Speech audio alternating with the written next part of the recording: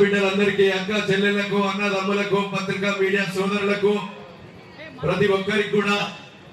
పేరు పేరున శిరస్సు వంచి హృదయపూర్వక నమస్కారాలు తెలియజేస్తున్నాను సోదరులారా.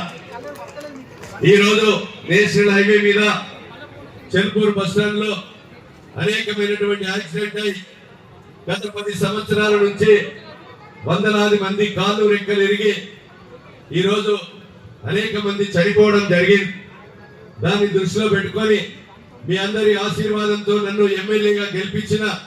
ప్రతి ఒక్కరికి మరోసారి కూడా ధన్యవాదాలు తెలియజేస్తూ, నేను ఎమ్మెల్యే కాగానే మన జిల్లా మంత్రి గారికి, అదేవిధంగా మన ఇన్ఛార్జి మంత్రి గారికి, అదేవిధంగా ప్రతి ఈ యొక్క రిప్రజెంటేషన్ ఇచ్చి బస్ స్టాండ్ కావాలంటే 5.5 కోట్లతో జెన్కో సిఎస్ఆర్ నుంచి మంజూరు ఇప్పించినందుకు మీ అందరి తరఫున వారికి మనస్ఫూర్తిగా హృదయపూర్వకంగా ధన్యవాదాలు తెలియజేస్తున్నాను. సోదరులారా, ఈ రాష్ట్ర ప్రభుత్వం